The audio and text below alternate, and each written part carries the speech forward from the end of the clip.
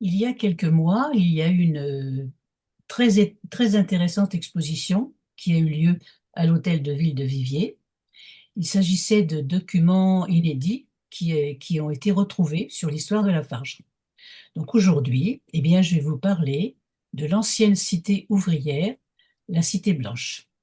J'ai déjà expliqué dans une de mes anciennes vidéos que ce nom n'avait rien à voir avec la couleur du ciment. Mais je vais vous redonner l'explication un petit peu plus tard. À mon arrivée à Viviers, c'est un ancien employé de Lafarge qui me l'a fait découvrir. Puis j'ai rencontré quelques-uns des anciens habitants, des habitants actuels, mais s'il y en avait encore à cette époque. Ensuite, je me suis documentée sur l'histoire, je suis allée aux archives, évidemment, et puis j'ai bien sûr lu tout ce qui avait référence. Plus tard, j'ai aussi attiré l'attention du CICP. Donc le CICP, c'est le Centre international construction et patrimoine. Donc je leur ai parlé de cette cité et de l'intérêt qu'il y aurait à faire revivre ce lieu dont il ne restait plus que quelques habitants. Donc l'association avait rénové les appartements pour y installer des expositions. Pendant une dizaine d'années, pratiquement jusqu'au séisme, j'en ai fait la visite pour des groupes, des lycées, des collèges, et donc je leur contais l'histoire de l'entreprise Lafarge. Alors, à Viviers, l'exploitation des carrières commence en 1833 avec une manœuvre locale tout à fait au début, et on leur permettait des aménagements dans leur horaire de travail s'ils avaient besoin de travailler dans leurs champs pour des vendanges, pour les moissons, etc. Mais l'entreprise avait besoin de davantage de bras. Donc il fallut alors loger ceux qui venaient de loin, et ça a été la construction d'une cantine et de dortoirs. En 1880, en 1868, une chapelle avait été construite au bord de la D86, mais elle a été détruite plus tard et reconstruite. Alors, Raphaël de Lafarge, il avait épousé Blanche de Causan, mais malheureusement, elle décéda prématurément à l'âge de 35 ans, alors ils avaient déjà 8 enfants. Donc, Raphaël a conçu alors le projet de construire une cité ouvrière et de lui donner, en 1880, le nom de son épouse disparue.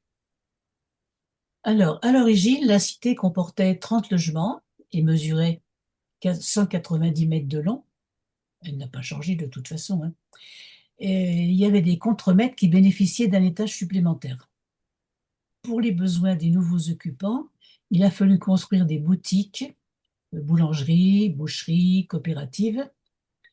Puis, en plein centre des logements, ça a été le cercle Saint-Léon. Alors, Saint-Léon, c'est le nom du promoteur qui était le père de Raphaël. Donc là, c'était un café où les ouvriers venaient se retrouver en dehors des heures de travail. Il y avait des jeux, il y avait des journaux et il y avait aussi des cours du soir pour les garçons.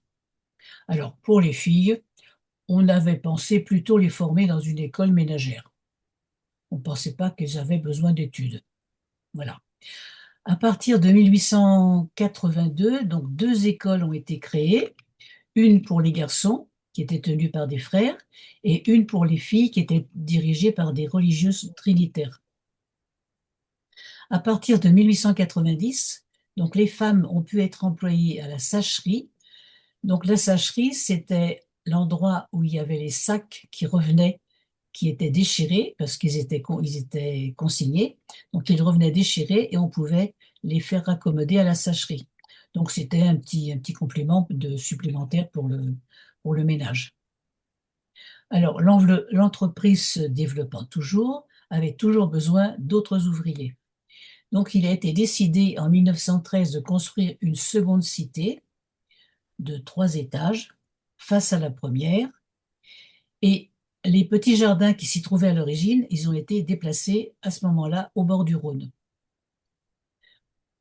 Le temps passait, donc l'entreprise évidemment fonctionnait bien.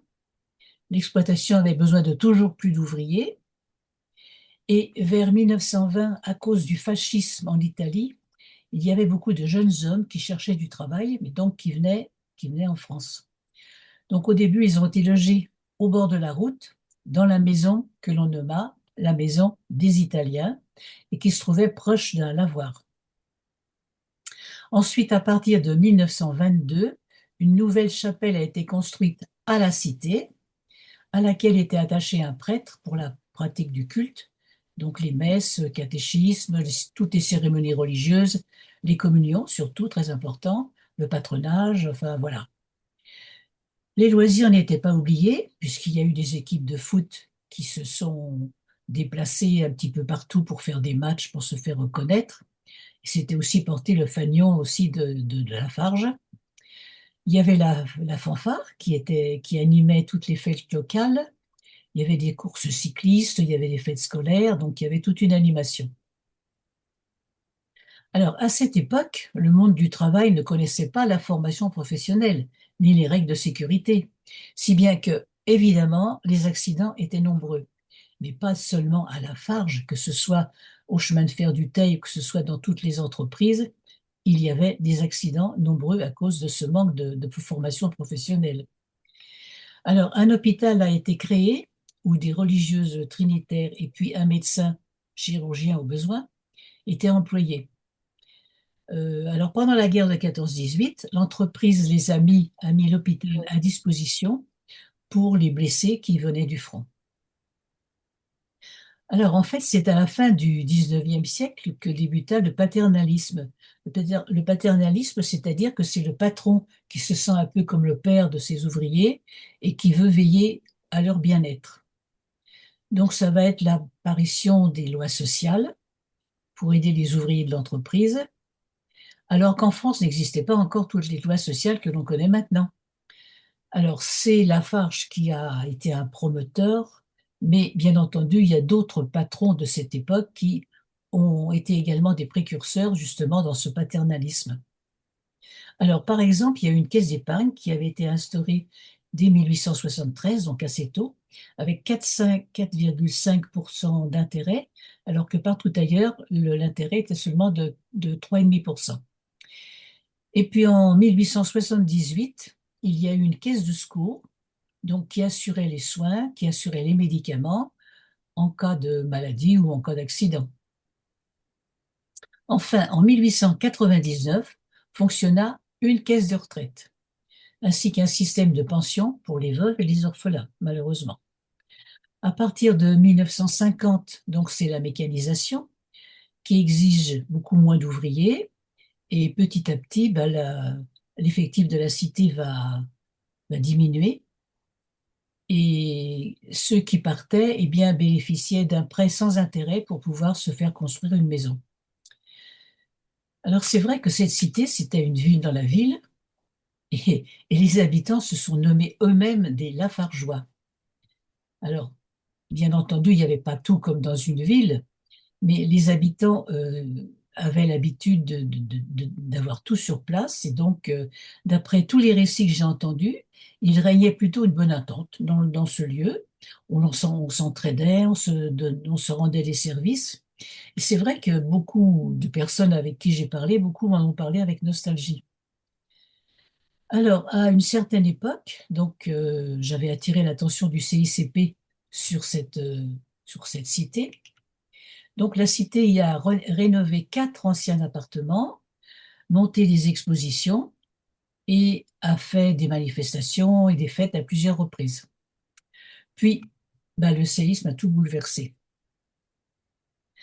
La dernière habitante a suivi nos actions et nous l'invitions quelquefois à se joindre à nous, par exemple pour le tirage de la galette. Elle est décédée à présent, donc ça doit faire à peu près 3 ans. Donc il n'y a plus personne à la cité. Il y a un groupe qui s'est formé autour de la cité pour pouvoir essayer de former, de donner une nouvelle forme de renouveau. Et tout n'est pas perdu. La cité ne peut pas disparaître. Elle ne peut pas disparaître parce qu'il y a un projet qui est en cours. Alors moi, je connais déjà, bien sûr, beaucoup d'anciens lafargeois que j'ai rencontrés à différentes circonstances, mais j'aimerais bien allonger la liste de ceux qui ont connu la cité ou dont les parents ont connu la cité pour pouvoir les tenir au courant un petit peu des nouveautés sur le sujet. Il faut savoir aussi qu'il y a deux films qui ont été tournés, donc Les Enfants de la Cité Blanche de France Bonnet, avec le témoignage de plusieurs Lafargeois. Il y a eu Adieu Gary de Nassim Amaouche avec Jean-Pierre Bacry. Alors, je vous laisse mes coordonnées, si vous pouvez me joindre, si vous êtes un ancien habitant ou si vous avez connu la cité. Donc, c'est yvonne.leclerc, Leclere, arobase orange.fr. Au revoir.